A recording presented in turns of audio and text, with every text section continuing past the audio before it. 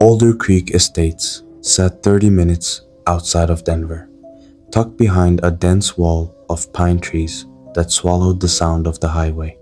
The entrance was marked by a polished stone sign with gold lettering and a small decorative fountain that never seemed to run out of water. The streets were freshly paved, smooth and dark, without a single crack. The houses stood in neat rows, gray, beige, and soft blue, each with identical black shutters and white garage doors.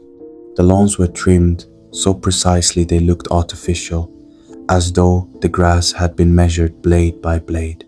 There were no toys left in driveways, no basketball hoops leaning at odd angles, no bicycles lying on their sides.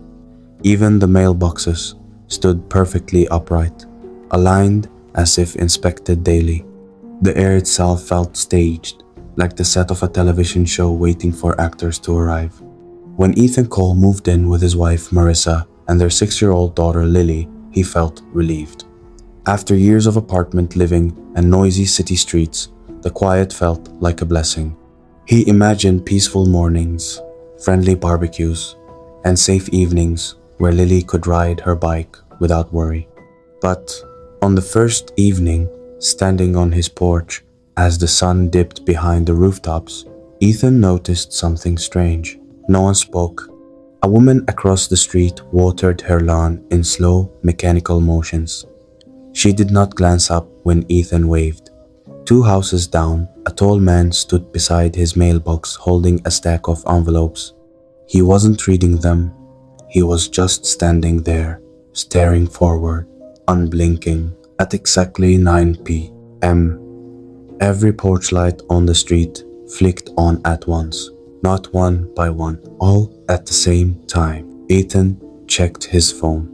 9 p.m. sharp. At 9:30 p.m., curtains slid closed in synchronized silence. Interior lights dimmed behind the windows, house by house, like a domino effect, moving down the street. By 10 p.m., Alder Creek looked abandoned. No televisions flickered, no silhouettes moved behind curtains. Even the fountain at the entrance seemed quieter somehow.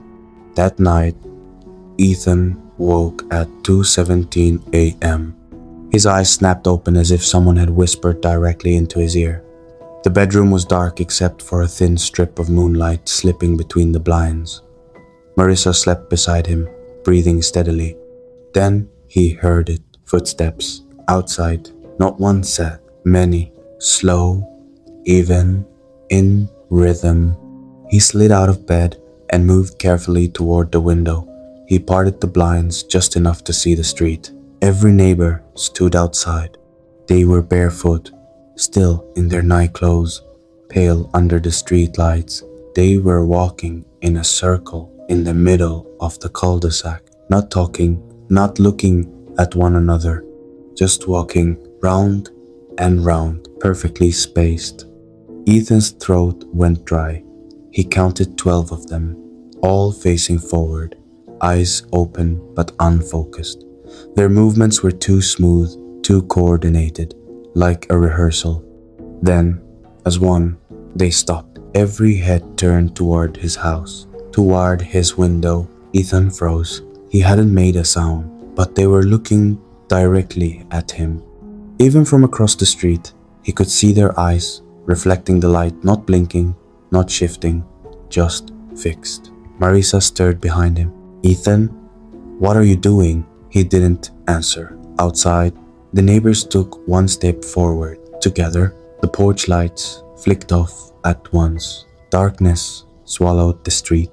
Ethan stumbled back from the window, heart pounding in his ears. He waited for shouting, for someone to knock on the door, for anything. Nothing came. After several minutes, he forced himself to look again. The street was empty, perfect, still. The next morning, Alder Creek looked normal again. Cars sat in driveways. A delivery truck rolled past. The woman across the street smiled politely as she collected her mail. "Sleep well?" she asked. Her voice sounded rehearsed. Ethan stared at her bare feet. They were dirty. as if she'd been walking on asphalt all night. That evening, Lily refused to sleep in her own room. There were people in the backyard, she whispered, clutching her stuffed rabbit. They were standing by the fence. They didn't have faces. Marissa laughed it off, but Ethan didn't. At 9 p.m., the porch lights turned on again. At 9:30 p.m., the curtains closed. At 2:17 a.m., Ethan didn't wait to wake up. He was already standing at the window. The neighbors were closer this time, not in the cul-de-sac, in his driveway, standing shoulder to shoulder, facing the house. And this time, they were smiling, wide, unnatural, too wide. One of them stepped forward, the tall man, from 2 houses down. His mouth moved slowly, though no sound came out. But Ethan understood. You weren't asleep. Behind him, Lily's bedroom door creaked open. Small, soft footsteps padded across the hallway. Ethan turned just in time to see her walking toward the front door. Her eyes were open, unblinking, her face empty. Outside, the neighbors stepped aside, creating a path.